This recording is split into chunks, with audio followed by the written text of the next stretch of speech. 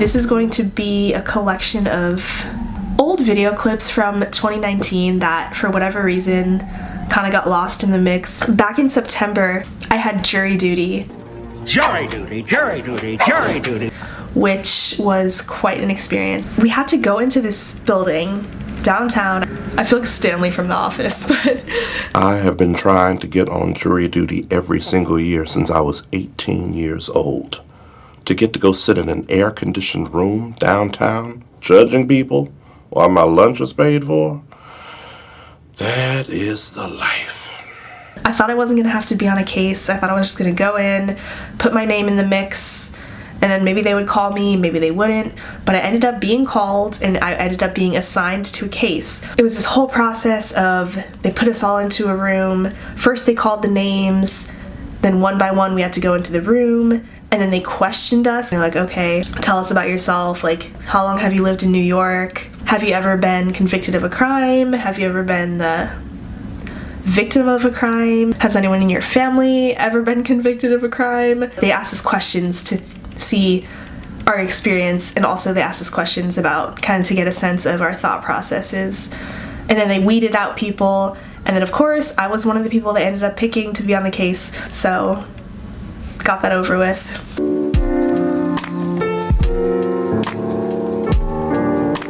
Heading back to my jury duty responsibilities.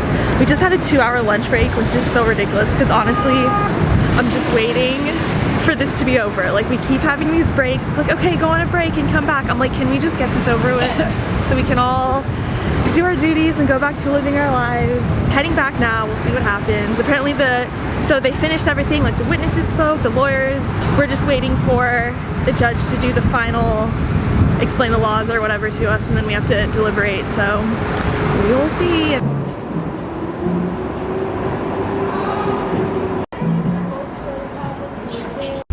And then just another random weekend. It was rainy, it was a Sunday, and I decided to go to the Met Museum, and then I went to Barnes & Noble, spent hours. It was such a beautiful day. It was just one of those random days I was by myself, and I'm like, you know, I think today, the beauty of living in New York is like, today I'm gonna go to a museum, then I'm gonna go to a bookstore. All day, hours and hours, by myself. I read an entire book front to back.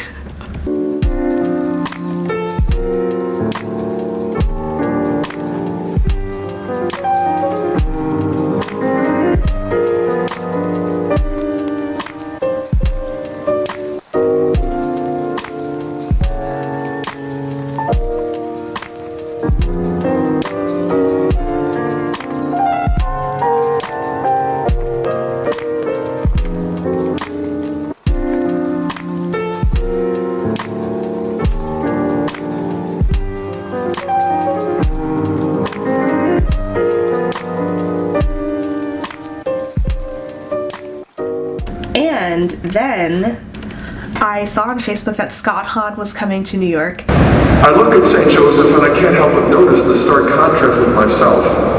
Here I am speaking many words, and I've done this on many occasions, probably well over 1 million words, and lots of books and articles. And yet, with all of my verbiage, I must admit that everything I will ever say won't add up to the word of silent consent that Joseph gave as a just man who was obedient to the call of God. That in his silence, the silence of his heart, he said yes to the Lord. I will accept her in spite of my own inadequacy, in spite of my own weakness. I will accept him and I will name him Jesus because he will save your people from our sins. And so St. Joseph the Silent, in a way, speaks the loudest word ever spoken by a male human in all of history.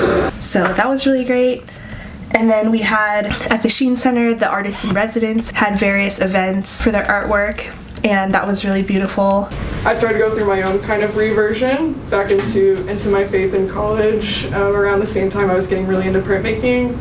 And so those two lives, I guess, started to really intertwine, and they helped challenge me in that, but also like accept that, like, yeah, this is your faith and this is important to you, like you need to make artwork about it. And so they were very helpful with that.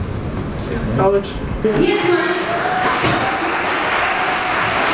When I was in college, I became attracted to art partly through an appreciation for its kind of sacramentality, you know, being materials that can be used to express truth and beauty and goodness. I also grew up dancing, so I also have this appreciation for the body as this sacramental thing. My parents reverted to Catholicism through discovering theology of the body, if anyone is familiar with that teaching. I've had this interest in fashion as well, and sort of started to wonder, you know, especially in this climate where society's vision towards the human body and sexuality is just kind of twisted, would it be possible to use the medium of clothing to talk about the sanctity of the body?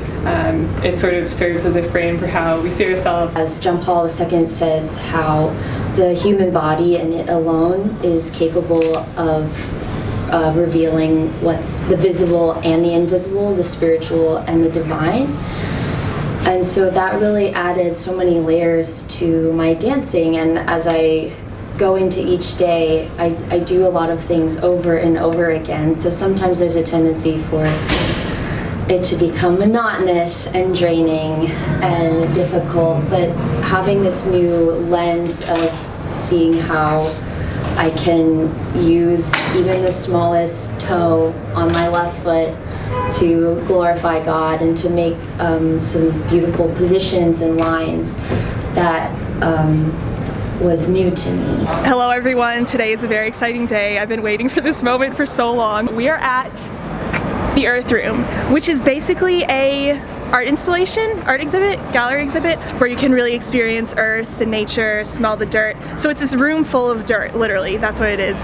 Finally getting to see it today, so this is exciting. Here with Ellen, and we're about to go in.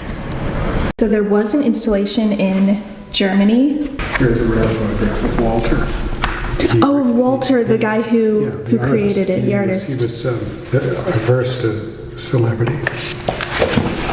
Oh wow, that's him. Oh, I wish I could just talk to him.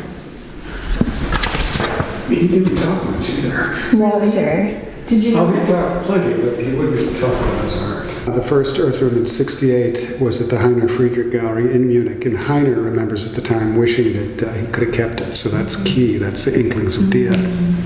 But he was running a commercial gallery, and that's not what you do with commercial space and business. So when he moved here, as I say, he dreamed up Dia in this space in '74, and this was installed as the last exhibition in the gallery. Having dreamed up Dia, they continued to run it as a commercial gallery through '77, with this being the last show. So when this closed, they were initiating the Broken Kilometer 2 blocks away as a project for Dia, and this was sitting there. And the thought he had in '68 about keeping the first one came back to him. But suddenly he's in a position to keep it, because it's just sitting there. So he reopened this in 1980 as a project for Dia, and it's been here since.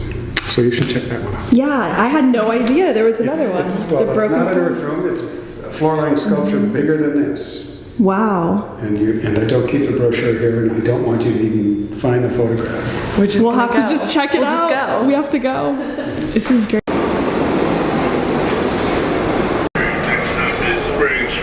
So we're looking for the, oh yes, the Broken Kilometer. So I'm here with Ellen, and you'll see the clip from our last video of the Dirt Room, or the Earth Room. So this is part 2, and the same artist has another exhibit here. We're heading in right now. It's just so mysterious. Oh, here it is. It says photography is not permitted per the artist's requests. So we go in and we're talking to this woman at the desk. Well, I just asked her, like, oh, do you know the artist? And then we kind of started having a conversation. Yeah. She was telling us about the field. What is it? The like lightning field. The lightning field. So the lightning field is on private land in New Mexico. I think she said it's like a mile by a kilometer. I don't even remember. But it's this seemingly flat but actually undulating field with metal rods that are all different heights, but they're made so that the tops are the same height. So if you look across, the field looks flat and the rods